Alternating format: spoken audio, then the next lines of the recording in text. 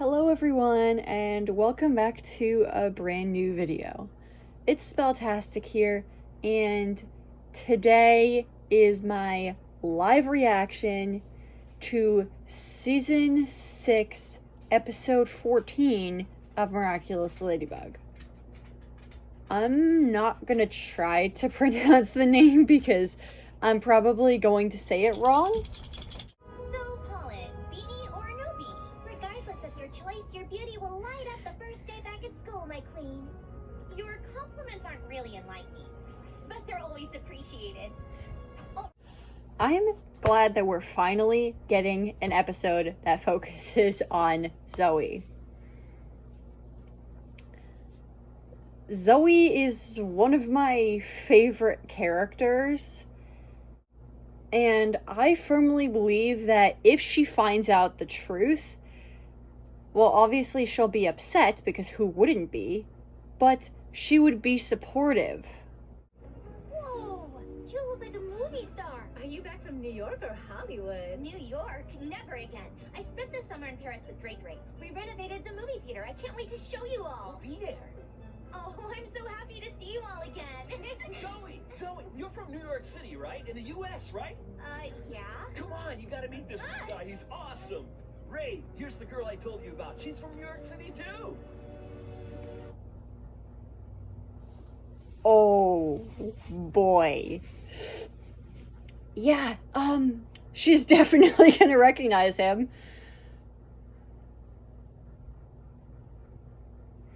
Yeah, it's been made very clear that she does not like these guys. I don't like them either, but I'm curious to see why Zoe in particular seems to have a bigger issue with them than anyone else.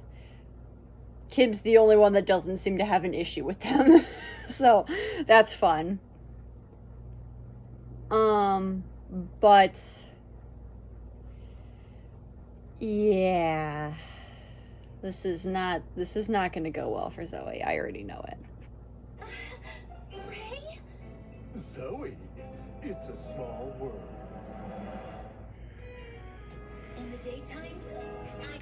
I would still like to know what these guys are doing in Paris anyway. Like, I get that they're going to their school, but they haven't told us why exactly they transferred schools. Sabrina, my friend and my fashion inspiration. Oh my god. I will say though, like, as annoying as Chloe is, it's also really nice how everyone has welcomed Sabrina. Sabrina has definitely proven that she's truly changed.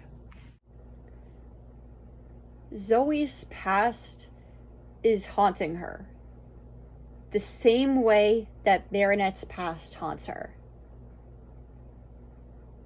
I don't think anyone else has really noticed just how much Ray, Nelson, and Lloyd being here is actually affecting Zoe.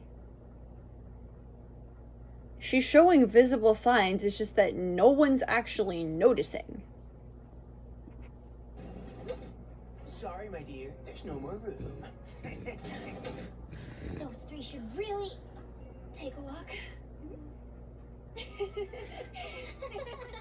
You took the words right out of my mouth.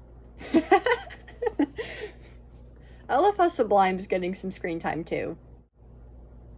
And part of the problem is that every time Zoe thinks that she's ready to stand up to them, Ray either gives her a look or calls her cockroach. And that immediately shuts her up. So, that's an issue. Don't do it, cockroach. Unless you want everyone to find out what you did in New York City. Thanks for your help. I couldn't decide.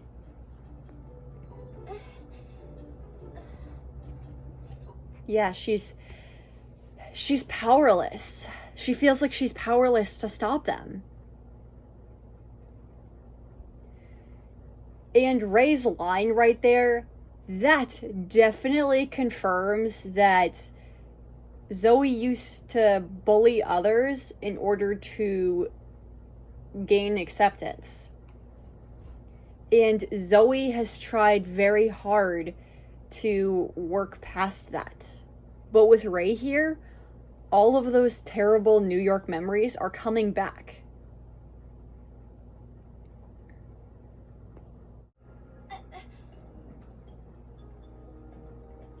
Oh my god! Bruh, this guy is everywhere. Dude, Zoe cannot avoid him. She literally cannot avoid him. She can't do anything. She's powerless to stop him. And it hurts. It hurts that she's this powerless. Once again, bringing back the feelings of helplessness in New York. To do something, my queen? I can't, Pollen. But there is someone who might. Young men, I was handed a list of wrongdoings you've been accused of. If this is accurate, this kind of behavior is unacceptable. I'm sorry, but I have no other choice. And what can you do, Mr. Damocles? What exactly can you do?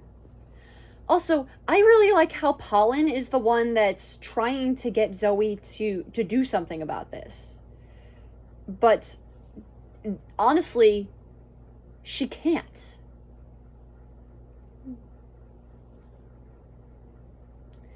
There's a version of her past that her friends know about. The Paris friends. But there is another side of her New York past that she is desperately trying to hide from her new friends. And Ray, Nelson, and Lloyd are making that impossible. They have videos of it. And are doing everything they can to mess with her. Ray can get anything he wants, as we saw in Vampigami. Call in your parents. Don't bother. I've already called my father. Mr. Punyar? So, Raymond, what's this all about? Well, I have a list here. Hmm? Ah, this one is excellent. Rather unacceptable if you ask me. Speaking of unacceptable, that tree in the yard, it prevents me from landing my chopper. I'm counting on you to deal with it. Come on, Ray, we're leaving. It was a pleasure, Mr. Damocles. Yeah. I had a feeling. I had a feeling that his father is incredibly rich and very well connected. So, there's nothing that can be done to stop them.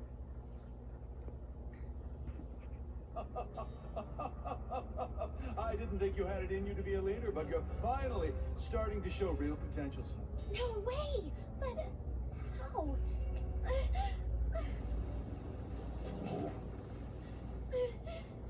Something wrong, Zoe? I can change continents, yet nastiness will still follow me everywhere. They remind you of the people who hurt you back in New York, don't they? It's worse than that, Marinette. Don't tell me Raymond. Is the boy who bullied you? Why can't we do anything about people like that? We can always do something, Zoe. We can learn to recognize them and protect ourselves from them. We can join together with the ones we love and stop them from hurting people. And we can be an example of a better and kinder world. Look at everything you've already accomplished. You've learned how to believe in yourself, and they can no longer hurt you unless you let them. What matters now is to keep their darkness from extinguishing the light inside of you. You're right. Thanks, Marinette. Yes, this is why I love Marinette. She always knows exactly what to say.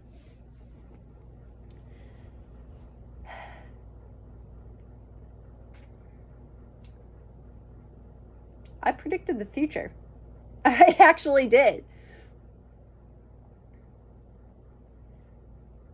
If you guys recall, in my Vampigami reaction, I said that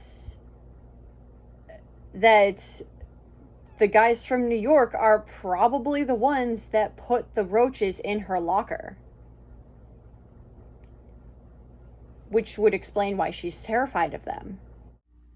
We also know that Zoe had cockroaches put in her locker at her old school. So, I'm wondering if these guys were the ones that put the cockroaches in her locker to begin with. Because that would explain a lot as to why she's so scared of them. It's basically been confirmed at this point that they are, in fact, the ones who bullied her in New York. And she can't escape them.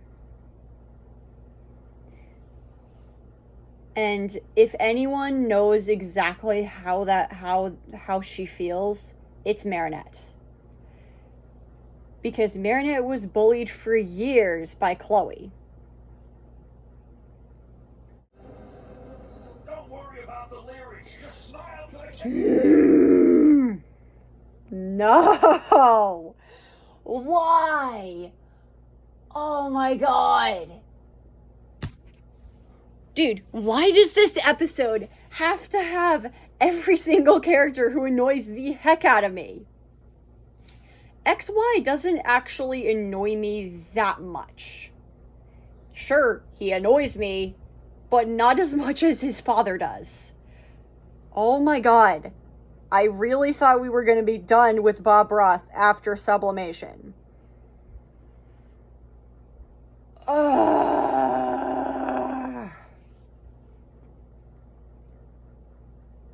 This episode is anger and frustration getting mixed together. Enough is enough. We're up, Pollen. Are you sure we're the ones who should intervene, my queen? We can't just stand by again. Pollen, buzz on.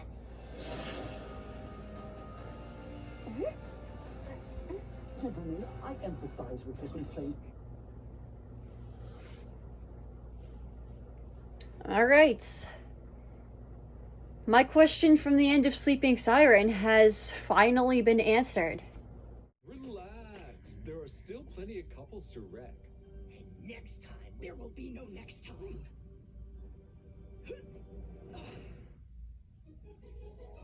What the heck? Who was that hooded figure at the end during that post-credit scene?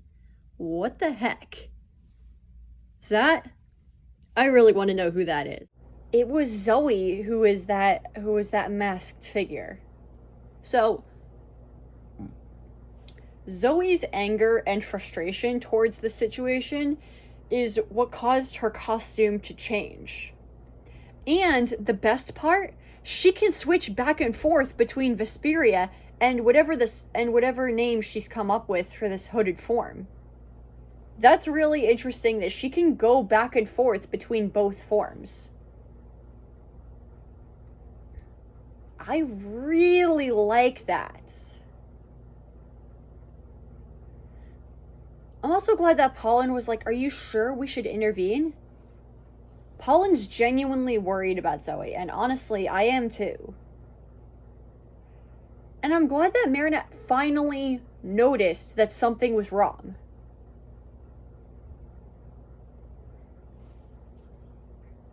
Marinette was the first person Zoe met in Paris, and was the first one who genuinely welcomed her.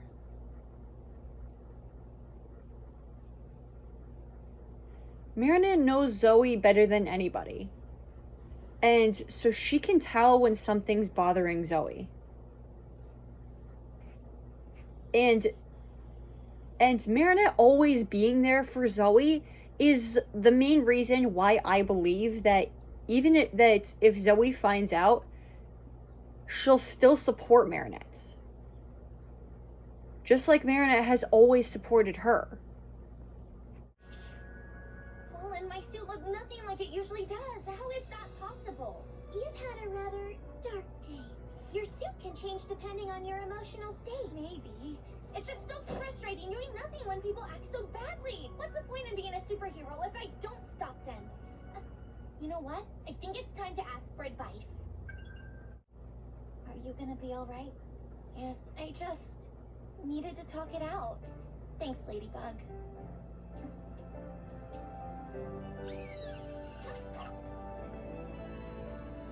If this is the I'm glad that Zoe was willing to talk to Ladybug too. I also like how Pollen explained that Zoe's suit changed because of her mood. That first day of school was a really dark day. It really was. Mr. Ross, I haven't even started cutting your hair. and you better not. If you can't make my hair grow.